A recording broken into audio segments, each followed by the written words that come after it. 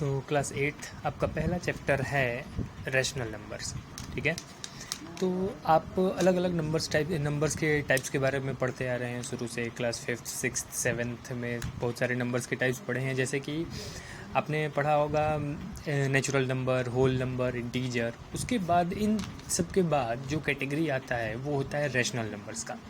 जब हम rational number को डिफ़ाइन करते हैं तो उसमें हम ये बताते हैं कि the number of the form p by q where p and q are integers and q is not equals to 0 are called natural numbers।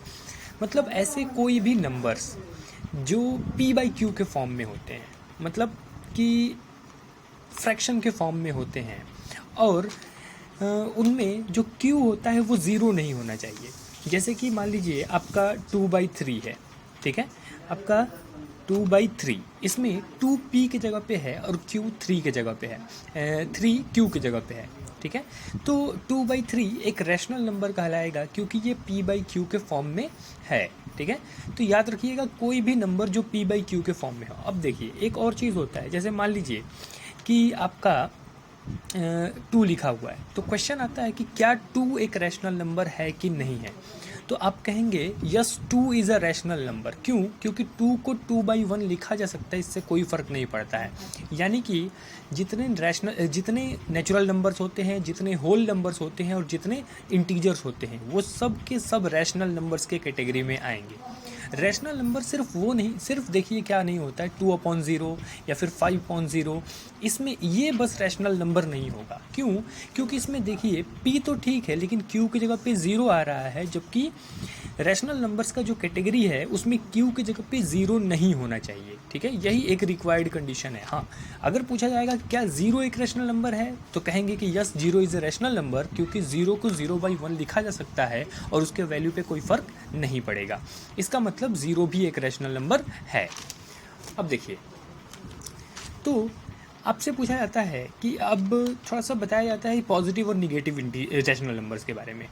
तो पॉजिटिव रैशनल नंबर्स के बारे में अगर हम बात करें तो देखिए 5/7 एक पॉजिटिव रैशनल नंबर है। मतलब ऐसे रैशनल नंबर्स जिसके न्यूमरेटर और डिनोमिनेटर दोनों ही पॉजिटिव साइन के साथ होते हैं, उनको हम पॉजिटिव रैशनल नंबर्स कहते हैं। या फिर ये भी होता है कि अगर न्यूमरेटर और डिनोमिनेटर दोनों ही निगेटिव रैशनल नंबर्स होते हैं तब भी वो पॉजिटिव रैशनल नंबर्स के कैटेगरी में आते हैं। ठीक है, मतलब कि पहला नंबर न्यूमरेटर है वो भी निगेटिव हो और डिनोमिनेटर है दोनों निगेटिव, वो भी निगेटिव हो, या फिर न्यूमरेटर भी पॉजिटिव हो और डिनोमिनेटर भी पॉजिटिव हो। तो ये दोनों टाइप्स के जो रैशनल नंबर्स होते हैं ये पॉजिटिव रैशनल नंबर्स में आते हैं। उसके बाद अगर हम निगेटिव रैशनल नंबर की बात करें तो इसमें देखिए आपका जैसे कि न्यूमरेटर -4 दिया हुआ है, डिनोमिनेटर +9 दिया हुआ है। तो अगर न्यूमरेटर और डिनोमिनेटर में कोई एक निगेटिव होता है और दूसरा पॉजिटिव होता है तो वो निगेटिव रैशनल नंबर्स की कैटेगरी में आता है। जैसे कि आपका ये भी हो सकता है 5/-12, इसमें देखिए न्यूमरेटर पॉजिटिव है लेकिन डिनोमिनेटर निगेटिव है, तो ये भी निगेटिव रैशनल नंबर्स के कैटेगरी में आएगा। तो याद रखिएगा रैशनल नंबर हम किनको कहते हैं, वो नंबर्स जो p/q के फॉर्म में हो या लिखे जा सकते हैं जिसमें q 0 के बराबर ना हो। यानी कि कोई भी नंबर हो, कोई भी होल नंबर ले सकते हैं, आप ले सकते हैं 23, 25, ये सारे के सारे नंबर्स रैशनल नंबर में होंगे क्योंकि उनको अपॉन 1 करके लिखा जा सकता है। ठीक है, उसके बाद पॉजिटिव और निगेटिव रैशनल नंबर्स आपने देखा कि जब दोनों ही पॉजिटिव हो न्यूमरेटर और डिनोमिनेटर, या फिर दोनों ही निगेटिव हो न्यूमरेटर और डिनोमिनेटर, तो पॉजिटिव की कैटेगरी में आता है। और कोई एक निगेटिव हो और कोई दूसरा पॉजिटिव हो, मतलब न्यूमरेटर निगेटिव डिनोमिनेटर पॉजिटिव, या डिनोमिनेटर निगेटिव और न्यूमरेटर पॉजिटिव, तो ये क्या हो जाते हैं, निगेटिव रैशनल नंबर्स में आते हैं। इसके बाद हम प्रॉपर्टीज़ ऑफ रैशनल नंबर की अगर बात करें तो इसमें देखिए जैसे अगर एक रैशनल नंबर दिया हुआ है, एग्जाम्पल के तौर पर ले लीजिए -3/4, तो -3/4 है, तो इसमें आप -3/4 इंटू 2 ऊपर नीचे अगर दोनों ही न्यूमरेटर, किसी भी रैशनल नंबर के न्यूमरेटर और डिनोमिनेटर दोनों में ही अगर आप सेम नंबर से मल्टीप्लाई कर देते हैं तो उसके वैल्यू पे कोई भी फ़र्क नहीं पड़ता है। जैसे 2 से मल्टीप्लाई करेंगे तो -6/8 आएगा, और 3 से मल्टीप्लाई करेंगे ऊपर नीचे तो -9/12 आएगा। यानी -3/4, -6/8 और -9/12, इन तीनों में कोई फ़र्क नहीं है, बस लिखने का तरीका अलग है। लेकिन अगर हम वैल्यूज़ देखते हैं, अगर हम फिजिकली उनका वैल्यूज़ देखेंगे तो वो सेम होगा। तो याद रखिएगा, किसी भी रैशनल नंबर के न्यूमरेटर और डिनोमिनेटर में सेम नंबर से मल्टीप्लाई होता है तो उसके वैल्यू पे कोई भी फ़र्क नहीं पड़ता है, ठीक है। तो और ये जो नंबर्स हैं, जैसे मान लीजिए कि ये नंबर है -3/4, -6/8 और -9/12, ये तीनों ही एक ही नंबर से बने हुए हैं, -3/4। मतलब उसी में हम एक बार 2 और एक बार 3 से मल्टीप्लाई किए हैं तो -6/8 और -9/12 आया है। तो इस तरह के नंबर्स को हम इक्विवेलेंट रैशनल नंबर्स कहते हैं, ठीक है। दूसरी प्रॉपर्टी ये बताई जाती है कि जिस तरह से न्यूमरेटर और डिनोमिनेटर में सेम नंबर से अगर हम मल्टीप्लाई कर देते हैं तो कोई फ़र्क नहीं पड़ता है, उसी तरह से न्यूमरेटर और डिनोमिनेटर में अगर सेम नंबर से डिवाइड भी कर देते हैं तो कोई फ़र्क नहीं पड़ता है, ठीक है। जैसे -32/40 में हम डिवाइड कर रहे हैं दोनों में ही 8 से, तो आ रहा है -4/5, यानी -4/5 और -32/40 में कोई फ़र्क नहीं है, बस लिखने का तरीका अलग है, ठीक है। तो याद रखिएगा, सेम नंबर से मल्टीप्लाई करें या सेम नंबर से डिवाइड करें, न्यूमरेटर और डिनोमिनेटर में कोई फ़र्क नहीं पड़ता है। इसके बाद देखिए, आपको कंपैरिजन ऑफ रैशनल नंबर्स थोड़ा समझना पड़ता है, किस तरह से हम रैशनल नंबर्स को कंपेयर करते हैं कि कौन बड़ा है और कौन छोटा है, कौन किससे बड़ा है, कौन किससे छोटा है। इसमें देखिए, सबसे पहले कुछ बातें आपको समझनी पड़ती है। जैसे कहा जाता है कि every positive number is greater than 0, every positive rational number is greater than 0। जो भी पॉजिटिव रैशनल नंबर होता है, जैसे कि आपका मान लीजिए कि 5.7 है, ये 0 से बड़ा है, ठीक है। या फिर कोई भी और भी दुनिया का कोई भी पॉजिटिव रैशनल नंबर आप ले लीजिए, वो क्या होगा, वो 0 से बड़ा ही होगा। फिर अगर आप कोई निगेटिव रैशनल नंबर लेते हैं तो वो 0 से हमेशा छोटा होता है, यानी every negative rational number is always less than 0। यानी -4/9 है या 5/12 है, ये हमेशा 0 से छोटे ही होंगे, ठीक है। तो याद रखिएगा, दुनिया का कोई भी पॉजिटिव रैशनल नंबर हो वो 0 से बड़ा होता है, और दुनिया का कोई भी निगेटिव रैशनल नंबर हो वो 0 से छोटा होता है। चलिए अब आगे बढ़ते हैं। इसमें देखिए, जैसे आप दो नंबर्स है -3/4 और -5/6, इन दोनों को कंपेयर करना है कि कौन बड़ा है और कौन छोटा है। तो इसका एक तरीका है, देखिए, सबसे पहले आप दोनों के ही डिनोमिनेटर यानी 4 और 6 का आप क्या करेंगे कि एलसीएम ले लेंगे। 4 और 6 का जब हम एलसीएम लेते हैं तो 12 आता है, ठीक है। 4 और 6 का एलसीएम 12 आता है। अब 4 से हम 12 को जिस तरह से आप ऐड में या सब्ट्रैक्ट में करते हैं कि डिनोमिनेटर से डिवाइड करते हैं, तो 4 से 12 को हम डिवाइड कर देते हैं, 4 3 जा 12, और जो आता है ऊपर मल्टीप्लाई कर देते हैं, 3 3 जा 9, 6 2 जा 12, और 2 आया तो 2 से ऊपर मल्टीप्लाई करेंगे, 2 5 जा 10, यानी -9/12 और -10/12। देखिए ये 2 आया, -9/12 और -10/12। अब इसमें देखना है कि कौन बड़ा है। हम ये एलसीएम लेके ऐसा क्यों करते हैं, ताकि हमारा जो डिनोमिनेटर है वो दोनों ही फ्रैक्शंस का बराबर हो जाए। अब देखिए, दोनों फ्रैक्शन का डिनोमिनेटर 12 हो गया।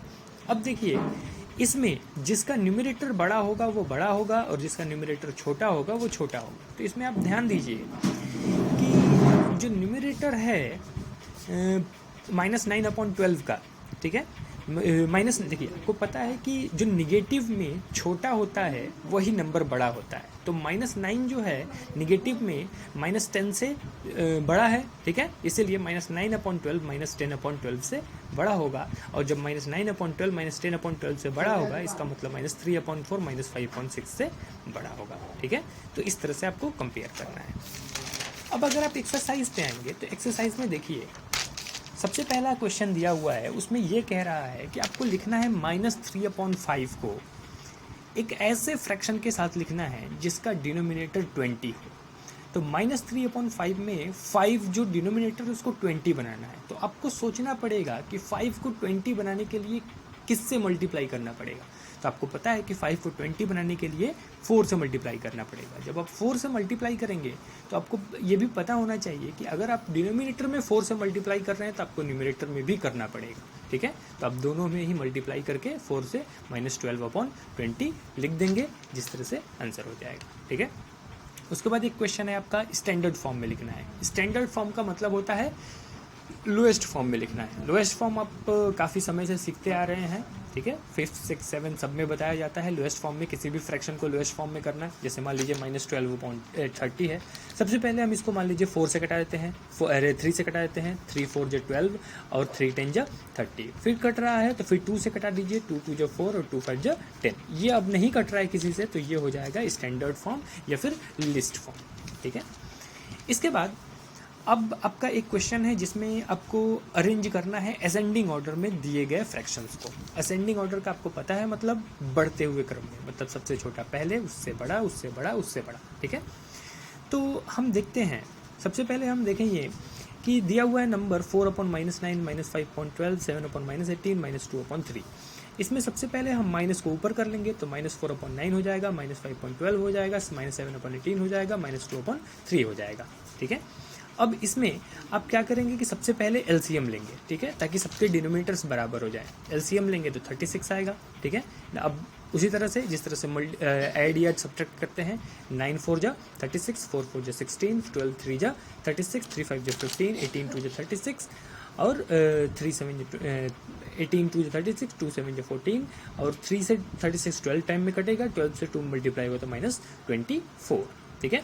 सबको अलग अलग कर लीजिए, 16/36, 15/36, 14/36, 24/36 माइनस सबके साथ रहेगा। अब देखिए माइनस में जो सबसे बड़ा होता है वो सबसे छोटा होता है, यानी -24/36 सबसे छोटा, फिर -16/36, -15/36, -14/36। उसके बाद अब आप करस्पॉन्डिंग फ्रैक्शंस को लिख दीजिए। इसके लिए ये है तो इसको पहले पे, फिर इसके लिए देखिए अब दूसरे पे -16 है तो -16 के लिए पहला वाला है तो इसके लिए ये लिख दीजिए। इस तरह से करके आप असेंडिंग ऑर्डर में, डिसेंडिंग ऑर्डर में कहेगा तो ठीक इसको उल्टा कर दीजिएगा, इसको इधर रखिएगा, इसको इधर रखिएगा, ये यहाँ और ये यहाँ, ठीक है। तो इस तरह से किया जाता है। देखिए एक और तरीका होता है वो बताने का कि दो फ्रैक्शन में कौन बड़ा है कौन छोटा है। आप क्रॉस मल्टीप्लाई करके करते हैं, तो क्रॉस मल्टीप्लाई करके पता तो चल जाता है, तो लेकिन वो सिर्फ 2 के लिए अप्लाई हो पाता है, वो 3 या उससे अधिक के लिए अप्लाई नहीं हो पाता है। जबकि असेंडिंग डिसेंडिंग ऑर्डर में अगर करना होगा तो आपको 3 या 4 या 5 मिलेंगे, ठीक है। इसलिए ये तरीका सीखना जरूरी होता है, ठीक है। तो मैं आपको एक्सरसाइज का भेजता हूँ, आप सॉल्व करके दिखाइएगा।